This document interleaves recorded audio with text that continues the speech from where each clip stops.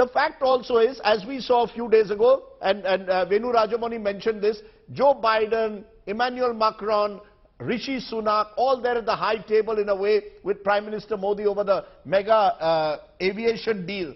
So really at one level, India's stock is rising in the world.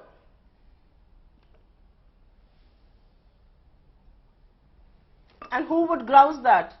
I don't understand that question. I will in fact pose something before you. Yes. We, the aspiring Vishwa Guru in the world, making a shosha about the G20, plastering every airport in India with Mr. Modi's pictures, irrespective of any model code of conduct that there may be in the name of the G20. I don't rue him that. But you know what the global headlines in newspapers are where we want to be Vishwa Guru? The Washington Post says India's BBC raid is just the latest attack on press. The New York Times says India's proud tradition of a free press is at risk. The Telegraph says BBC raids blow to the mother of democracy in foreign media.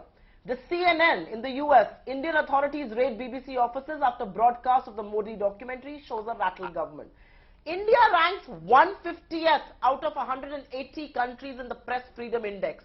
Our domestic press, and sorry to say, large sections of this have become crawlers and cheerleaders. You want to do this to the global media? Go ahead and do this. But then do not inflate your own balloon of believing in democracy, of being thriving, of believing in diversity, because the world is really seeing your true colors. And I want to make a comment specifically on India's Vice President, a person who holds a constitutional office.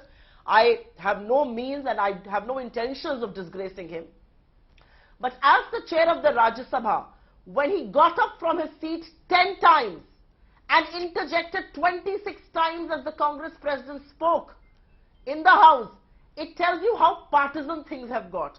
It tells you that paranoia alone cannot make us a Vishwa Guru. You can speak to any audience. You really want to talk about disinformation campaigns? Answer my questions.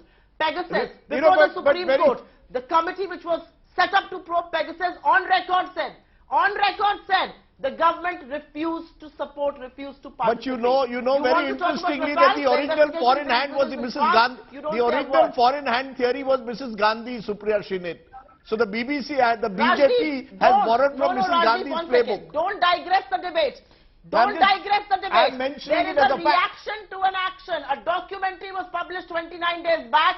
29 days later, there is a raid on BBC. You think the world is stupid and the world is not watching? You think the world is not questioning why an Israeli firm by the name of Team Ore is being entertained by the Indian government, which is known to have hacked and manipulated elections in 30 countries, one of them being India now?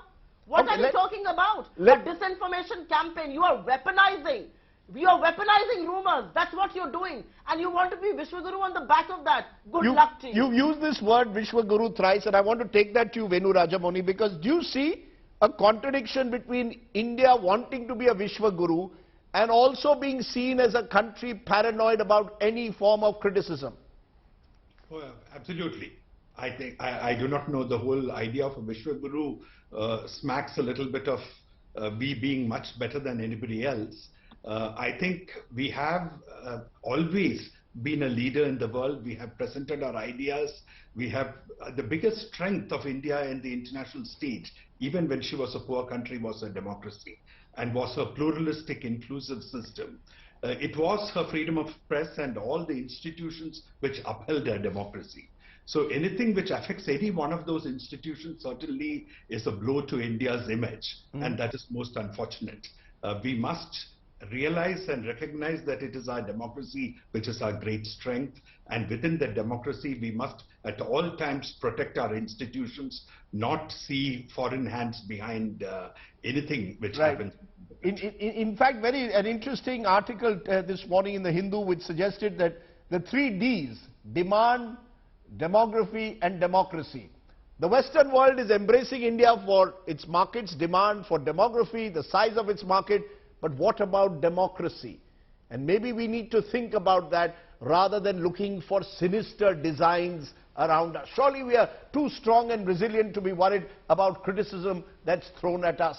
And clearly individual businessmen have to fight their own battle without waving the tricolor.